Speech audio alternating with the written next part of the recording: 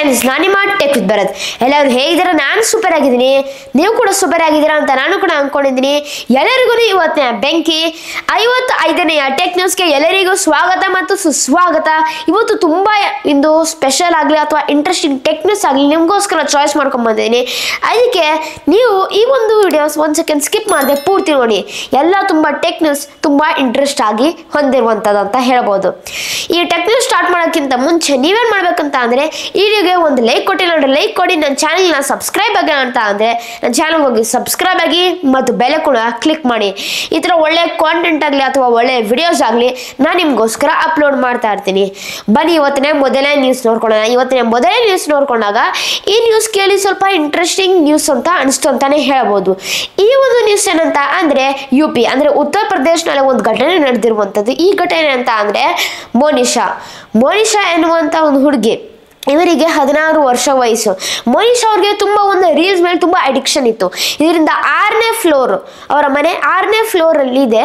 6ನೇ ಫ್ಲೋರಲ್ಲಿ ನಿಂತ್ಕೊಂಡು ರೀಲ್ಸ್ ಮಾಡ್ತಿದ್ದಾಗ ಆವಾಗ phone slip ಆಗಿ ಮಿಸ್ಟೇಕ್ ಆಗಿ ಅದು ಬಿದೋಗ್ತಾ ಇತ್ತು.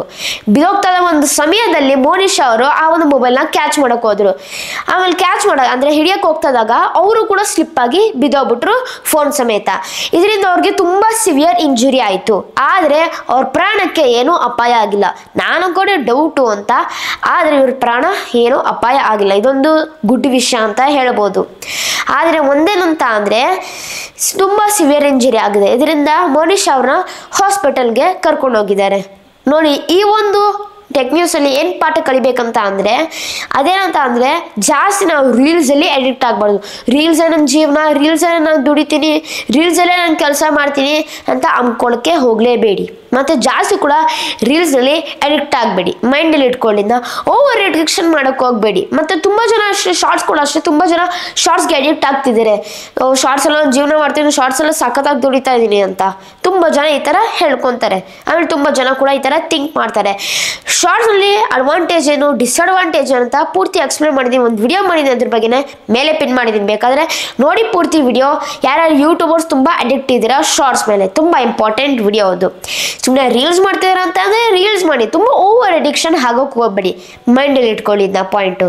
ಮತ್ತಿನ್ನು ಮುಂದಿನ ಟೆಕ್ ನ್ಯೂಸ್ ಬಗ್ಗೆ ಮಾತನಾಡಬೇಕಂತ ಅಂದರೆ ಈ ನ್ಯೂಸ್ ತುಂಬ ಇಂಟ್ರೆಸ್ಟಿಂಗ್ ನ್ಯೂಸ್. ಈ ನ್ಯೂಸ್ ಬಂದ್ಬಿಟ್ಟು ಏನಂತ ಅಂದರೆ ರಿಯಲ್ಮಿದವರು 320 ವಾಟ್ಸ್ ಚಾರ್ಜರ್ನ ತರ್ತಾ ಇರುವಂಥದ್ದು ಅಂತ ಹೇಳ್ಬೋದು. ಇದು 440 mAh ಬ್ಯಾಟ್ರಿ. ಕೇವಲ 4 ನಿಮಿಷ 30 ಸೆಕೆಂಡಲ್ಲೇ ಫುಲ್ 100% ಚಾರ್ಜ್ ಮಾಡುತ್ತೆ. ಅಷ್ಟು ಫಾಸ್ಟಾಗಿ ಚಾರ್ಜ್ ಆಗುತ್ತೆ ಅಂತ ಹೇಳ್ಬೋದು. ಆದರೆ ನನಗೆ ಕೇಳಿದ್ರೆ ಇಂಡಿಯಾದಲ್ಲಿ ಈ ಚಾರ್ಜರ್ ಎಕ್ಸ್ಪೆಕ್ಟ್ ಮಾಡೋಕ್ಕಾಗಲ್ಲ. ಲಾಸ್ಟು 150-160 ಅಷ್ಟೇ ಅಂತ ಹೇಳ್ಬೋದು. ಇದರಿಂದ ಈ ಪರ್ಟಿಕ್ಯುಲರ್ ಚಾರ್ಜರ್ ಎಕ್ಸ್ಪೆಕ್ಟ್ ಮಾಡೋಕ್ಕಾಗಲ್ಲ. ಎಂತಕ್ಕಂತ ಅಂದರೆ ರಿಯಲ್ಮಿದವ್ರ ಥರ ಎಲ್ಲ ಲಾಂಚ್ ಮಾಡಲ್ಲ. ಪ್ಲಸ್ ತುಂಬ ಒಂದು ಏನೈತಲ್ಲ, ನಮ್ಮೊಂದು ಇಂಡಿಯಾ ಪರ್ಚೇಸ್ ಮಾಡೋಕ್ಕೆ ಹೋಗಲ್ಲ ಆ ಒಂದು ಪರ್ಟಿಕ್ಯುಲರ್ ಪ್ರಾಡಕ್ಟ್ನ. ಎಂತಕ್ಕಂತ ಅಂದರೆ ಸ್ವಲ್ಪ ಕಾಸ್ಟ್ ಇರುತ್ತೆ. ಆಮೇಲೆ ಪ್ಲಸ್ ಏನೈತಲ್ಲ, ನಮ್ಮ ಹೀಟಿಂಗ್ ಕಂಡೀಷನಿಂದ ಅದು ಕೂಡ ಕೆತ್ತೋಗ್ಬಿಡುತ್ತೆ ಒಂದೊಂದು ಸತಿ. ಇದರಿಂದ ಅವರು ಇಂಪೋರ್ಟ್ ಮಾಡೋಕ್ಕಾಗಲ್ಲ ನಮ್ಮ ಒಂದು ಇಂಡಿಯಾ. ಅದಕ್ಕೇನೆ ಇರ್ತಾರಲ್ಲ, ಆದರೆ ಗ್ಲೋಬಲ್ ಲಾಂಚ್ ಮಾಡ್ತಾರೆ ಅಂತ ಹೇಳ್ಬೋದು. ಇದು ಸಖತ್ತಾಗೈತೆ. ಇಂಡಿಯಾಗೆ ತಂದಿದ್ರೆ ಚೆನ್ನಾಗಿರ್ತೈತೆ ಅಂತ ಹೇಳ್ಬೋದು. ಬೇಗ ನಾವು ಚಾರ್ಜ್ ಮಾಡೋದು ಇಷ್ಟ ಆಯ್ತು ಈ ಒಂದು ಪರ್ಟಿಕ್ಯುಲರ್ ಟೆಕ್ನಾಲಜಿ. ಮತ್ತಿನ್ನು ಮುಂದಿನ ಟೆಕ್ ನ್ಯೂಸ್ ಬಗ್ಗೆ ಮಾತನಾಡಬೇಕಂತ ಅಂದರೆ ಈ ನ್ಯೂಸ್ ತುಂಬ ಇಂಟ್ರೆಸ್ಟಿಂಗ್ ನ್ಯೂಸ್. ಈ ನ್ಯೂಸ್ ಏನಂತ ಅಂದರೆ ಈ ನ್ಯೂಸ್ ಬಂದ್ಬಿಟ್ಟು ಐಟೆಲ್ ಅವರು A50 ಸೀರೀಸ್ ಲಾಂಚ್ ಮಾಡ್ತಿದ್ದಾರೆ ನೆಕ್ಸ್ಟ್ ವಾರ. ಇದು ಕೇವಲ 7,000 ಒಳಗಡೆಯಿಂದಾನೇ ತರ್ತಾರಂತೆ. ಕಾದ್ ನೋಡೋಣ ಹೇಗಿರುತ್ತೆ ಪ್ರೈಸ್ ರೇಂಜ್ ಅಂತ ಕಾದ್ ನೋಡ್ಬೇಕಾಗತ್ತೆ ಯಾವಾಗ ಇದು ಲಾಂಚ್ ಆಗುತ್ತಂತ.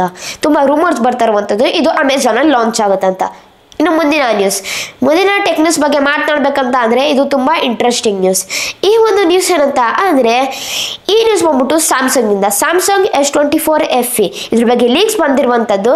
ಇದು ಡಿಸ್ಪ್ಲೇ ಬಂದ್ಬಿಟ್ಟು 6.7 ಇಂಚಸ್ ಹೊಂದಿರುವಂಥ AMOLED display with 120 Hz refresh rate ಇರುತ್ತಂತೆ.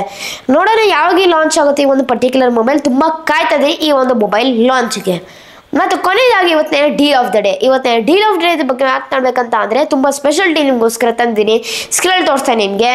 OnePlus Nord CE4 Lite 5G 8GB 128GB ಕೇವಲ 20,000ಕ್ಕೆ ಸಿಗ್ತಾ ಇರುವಂಥದ್ದು. ಇದು ಒಳ್ಳೆಯ ಆಫರ್ ಅಂತಲೇ ಹೇಳ್ಬೋದು. ಇದು ಲಿಮಿಟೆಡ್ ಆಫರ್ ಡೀಲ್.